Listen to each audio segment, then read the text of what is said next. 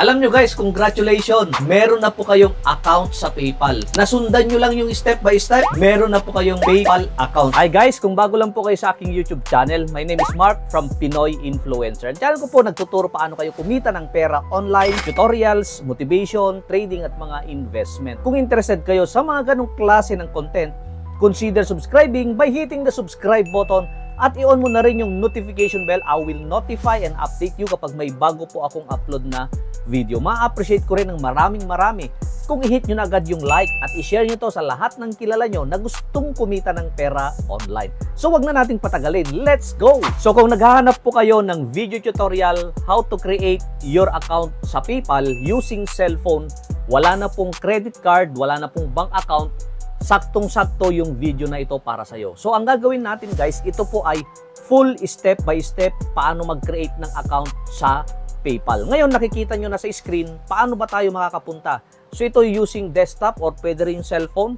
So, itatype nyo lang po dyan sa search bar ng paypal.com.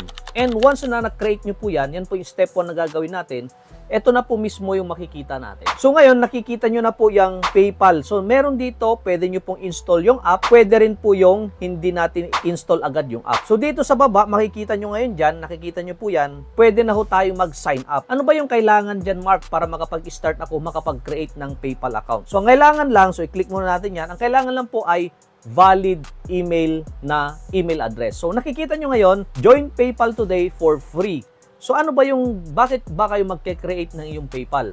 So ang una, pwede nyo pong personal, pwede po yung business. So ano ba yung pagkakaiba niyan, Mark? Yung personal, gagamitin nyo yung shopping online, pwede yung mag-send and receive ng payment. So yung business naman, so dapat meron po kayong business name at kailangan po ay meron, wala namang setup, no setup, monthly or hidden fee. So dalawa yan. So, sa atin, gagamitin ngayon natin is, so, nakaklik naman na yan, pwede nyo po i-click, pwede rin po yan. So, pipindutin nyo lang po yan. And, once na nagawa nyo po yan, ang next ay click nyo lang po itong next. So, yun na nga guys, ilalagay lang po natin dito yung ating email. So, dapat po ay valid, nabubuksan, kasi kailangan yan for verification. So, ang gagawin ko dito, pipili po ako ng aking email, ilalagay ko lang po yung email ko dito. So ngayon guys, nakikita nyo na ilagay na po natin yung ating email. Ang next na gagawin natin ay click lang natin yung next. Click lang po natin yung next na yan. At ngayon guys, hinahanap na po yung cellphone number. May mga tutorial, walang cellphone number. Pero sa atin, ilalagay po natin yung ating cellphone number para mailagay.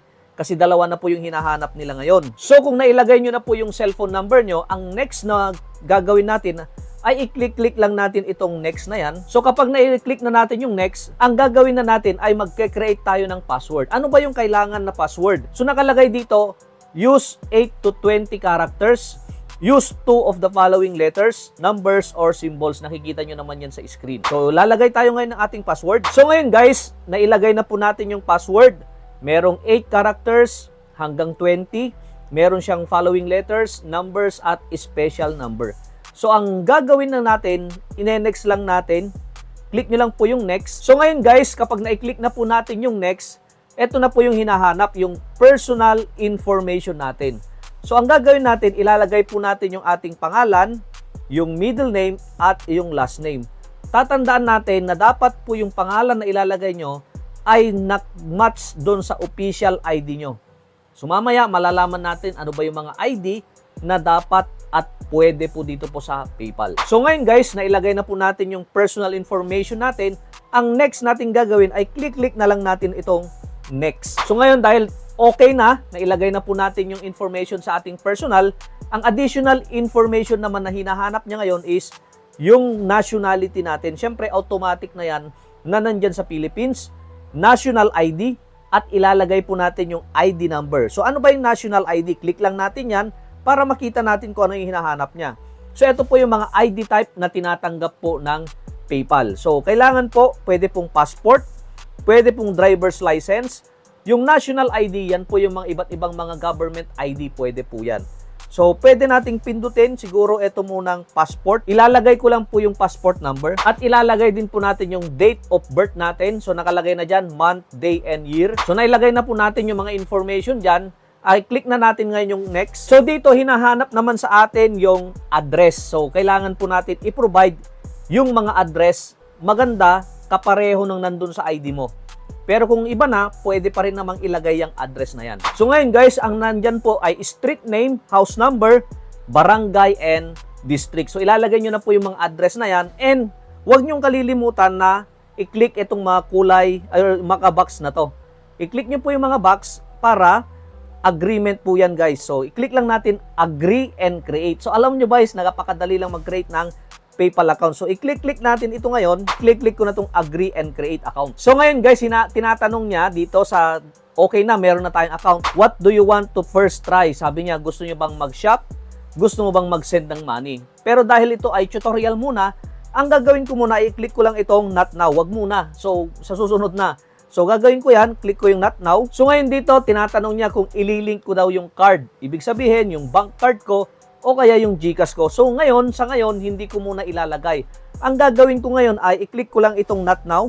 Pero pwede nyo pong ilagay po yan guys. So ilagay yung enter number, select type, expiration, security code kung meron po kayong bank account. Pero kung wala pa, ilalagay muna natin not now. Huwag muna ngayon. Pero sa susunod, pwede naman natin ilagay. Alam nyo guys, congratulations! Meron na po kayong account sa PayPal. Nasundan nyo lang yung step by step, meron na po kayong PayPal account. So nakikita nyo ngayon dyan sa screen. Yan. So meron na po tayong account at ngayon, napakadali yun guys. Na-set up na po natin. Yan. Nandito na po yung balance. Yan. Makikita nyo guys, ito po yung pinaka-account nyo. Ngayon, kung gusto nyo pong i-open through app, pwede po yan. I-click nyo lang po yung open dito. May re-redirect po kayo sa inyong app. At pwede na po kayong mag-sign in. Ganun lang kadali po dito po. Yan, dito mag-create ng account. So, pwede na po kayong mag-send ng pera at pwede na rin kayong mag-request o makapag-receive dito po sa PayPal. So, ngayon guys, tinatanong niya kung confirm your mobile phone. So, i-confirm ko lang, ibig sabihin, yung mismong mobile phone ko ay ito po, i-click ko lang yan para ma-confirm. And dito guys, nakikita nyo dyan. So, click ko lang yung next. And dito, i-enter ko yung code na isinend dun sa mismong cellphone number ko. And dito guys, nakita nyo, na isend ko na. So, you're all set. Yun, pwede na po natin gamitin. Pwede na ho tayong mag-start na gamitin yung PayPal. Pwede na tayong mag-receive. Pwede na tayong mag-send. And next video natin, gagawa ho tayo paano mag-transfer ng pera sa PayPal papunta sa GCash. So kung may GCash kayo, sasabihin na natin meron tayong GCash, sa akin guys, nakakonect na po yung aking PayPal sa GCash, kaya madaling mag-transfer. Before pala guys, free lang yung mag-transfer. Pero ngayon, meron na pong 15 pesos or up na charge ang bawat pag-transfer ng PayPal to GCash. Before, walang bayad. Pero ngayon, may bayad na. So ngayon guys, naka-transfer. Yun yung tutorial natin next. From PayPal to GCash. Abangan nyo yun guys. So kung nagustuhan nyo po yung video tutorial natin, okay lang ba guys na i-hit nyo po yung like? At pakitype naman po dyan sa comment box ng I love Pinoy Influencer. Meaning, nakarating kayo sa part ng video na to at nasundan nyo paano mag-create ng PayPal account. So thanks for watching and see you on my next video. Thanks and bye-bye.